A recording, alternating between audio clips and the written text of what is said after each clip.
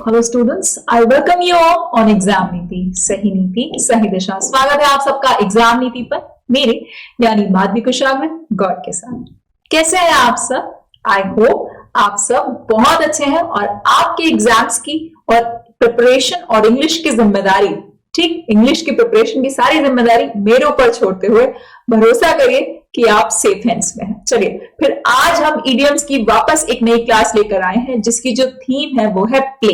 ठीक है, सारे इडियम्स जो आज हम पढ़ने वाले हैं वो सबके सब किसके ऊपर बेस्ड होंगे? वो बेस्ड होंगे प्ले के ऊपर। ठीक है, तो फिर बढ़ चलते हैं सेशन की तरफ। लेकिन सबसे पहले अगर आप पहली बार इस चैनल पर आए हैं तो जल्दी से इस चैनल को सब्सक्राइब कर लीजिए for your benefit, right. Every class given here is free of cost. किसी भी क्लास का यहाँ पर जो आपको मिलती है कोई भी चार्ज, कोई भी पैसा नहीं है, ना कभी फ्यूचर में होगा। रेस्ट एश्योर्ड, भरोसा रखिए। चलिए बेल आइकन को प्रेस कर दीजिएगा ताकि वीडियो का हर एक नोटिफिकेशन सबसे पहले आपको मिले। बढ़ चलते हैं सेशन की तरफ। सबसे पहला इडियम आता है अ लेवल प्लेइंग फील्ड।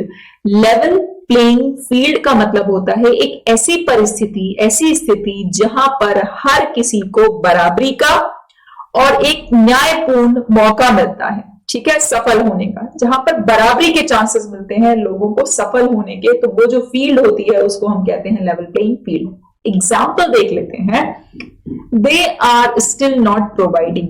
वो अभी भी, स्टिल मतलब अभी भी, नॉट मतलब नहीं, प्रोवाइडिंग मतलब प्रदान कर रही हैं। कौन? वे।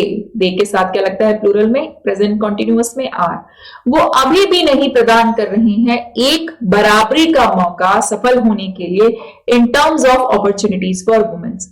औरतों के लिए अवसर के तौर पर वो अभी भी बराबरी का मौका नहीं दे रही हैं कि औरतें भी आदमियों के बराबर आकर काम करें और बराबर से सफल हों। वो अभी भी मौका नहीं दे रही हैं। चलो, आई होप ये आपको जो इडियम था वो क्लियर हो गया। लेवल प्लेइंग फील्ड होनी चाहिए जहां पर दोनों प्लेयर एक लेवल में खेलें। ठीक है, चलो अगर ये क्लियर है तो जल्दी से क्लास को लाइक कर दो। ठीक है, अपने फ्रेंड्स को सजेस्ट कर दो कि वो भी ये देखें क्योंकि एग्जाम्स के प्रिपरेशन के लिए बहुत इंपॉर्टेंट इडियम्स हैं ये।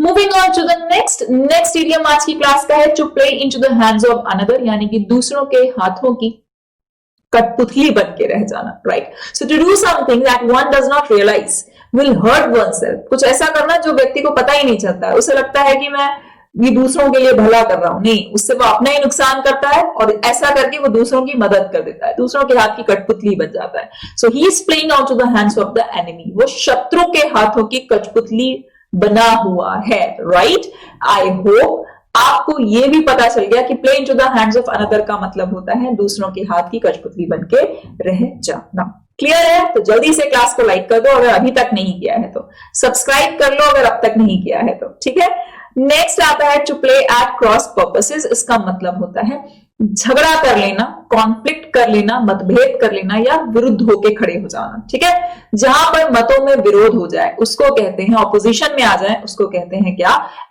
To play at cross purposes. Example है you will never find success. तुम्हें कभी भी सक्सेस नहीं मिलेगी अगर यू कंटिन्यू टू वर्क, अगर तुम काम करते रहोगे लगातार at cross purposes with your teammates. अगर तुम अपने टीम मेट्स के साथ हमेशा मतभेद बना के रखोगे, हमेशा उनके ऑपोजिशन में खड़े रहोगे तो तुमको कभी भी सफलता नहीं मिलेगी। क्लियर है ना? चलो moving on to the next, fourth idiom की बात करते हैं। To play fast and loose with. So to act carelessly, बिल्कुल लापरवाही से काम करना, बिना सोचे समझे काम करना और गैर जिम्मेदाराना हरकत करके काम करना। ठीक है, गैर जिम्मेदाराना तरीके से काम करना कहलाता है to play fast and loose with. So Ram got fired. Ram को नौकरी से निकाल दिया गया। एग्जाम्पल बता रही हूं। ठीक है, राम को नौकरी से निकाल दिया गया। क्यों?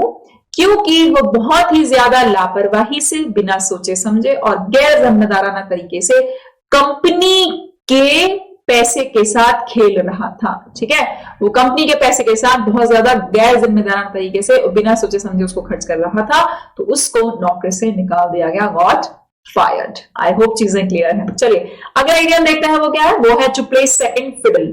सेकंड मतलब दूसरी पारी, है ना। और कोई दूसरी पारी जब खेलता है तो ऐसा जनरली बताते हैं कि थोड़ा सा कम इंपॉर्टेंस उसको मिलती है। जनरली ऐसा आमतौर पे लोगों का ओपिनियन हो सकता है।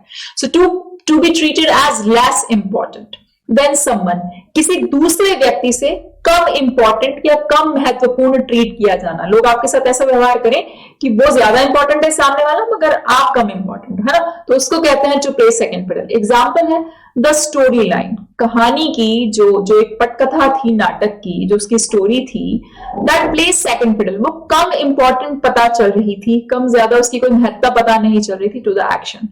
जो एक नाटक के अंदर एक्शन की स्क्रिप्ट डाली गई थी उसके साथ जो पटकथा जा रही थी वो ज्यादा तालमेल नहीं बैठा पा रही थी, काफी कम इंपॉर्टेंट लग रही थी।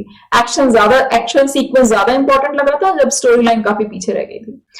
तो अगर क्लियर है तो जल्दी से कमेंट कर दीजिए यस मैम क्लियर हो गया है। अब तक मुझे 5 इडियम समझ में आ चुके हैं। To play second fiddle, to play fast and loose with, to play at cross purposes, to play into the hands of another and a level playing field। मतलब बराबरी के दर्जे पर काम करना, सफल होने के बराबर के चांस मिलना। नेक्स्ट आता है दूसरों के हाथ की कठपुतली बन जाना। नेक्स्ट आता है मतभेद बना के रखना। नेक्स्ट आता है गैर जिम्मेदाराना तरीके से काम करना।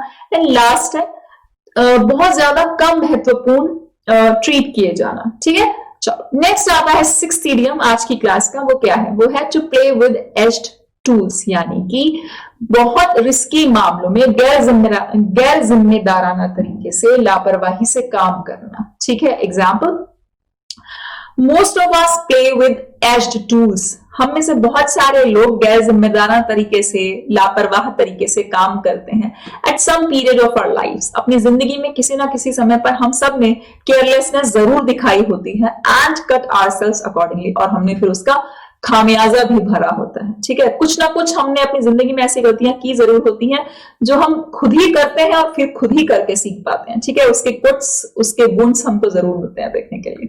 सो आई होप लाइफ से रिलेटेड चीजें हैं, समझ में आ रही हैं। चलिए नेक्स्ट इडियम पर बढ़ती हूँ, और आज की क्लास का द मोस्ट इंपॉर्टेंट है ये इडियम, और वो है टू प्ले वन फॉल्स, मतलब किसी को धोखा देना, डिसीव करना या बिट्रे करना। देखो अब तक क्या बोलते थे? चीट बोलते थे। ठीक है, क्या बोलते थे? टू चीट समवन, लेकिन अब चीट के सिनोनिम्स यूज करना। क्या है सिनोनिम? डिसीव करना, धोखा देना, या बिट्रे करना, धोखा देना। As an if my memory does not play false.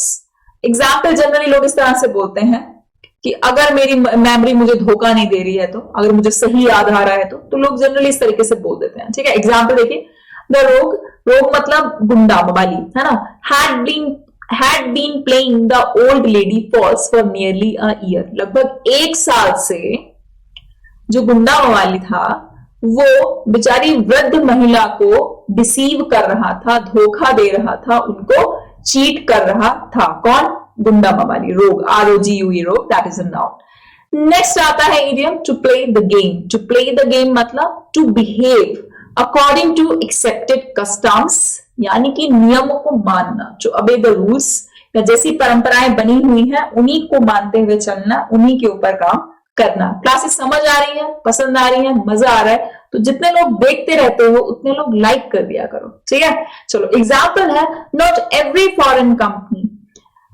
Can be counted on. हर विदेशी कंपनी पर भरोसा नहीं किया जा सकता। काउंट ऑन मतलब भरोसा करना। टू प्ले द गेम, कि वो रूल्स को अबे करेगी, वो नियमों का पालन करेगी। हर एक फॉरेन कंपनी नियमों का पालन करेगी, ऐसा भरोसा नहीं किया जा सकता। क्लियर है? चलो अगर हाँ तो अब देखते हैं नेक्स्ट क्या है। नेक्स्ट है play someone like a fiddle, यानी कि to easily and deftly manipulate someone.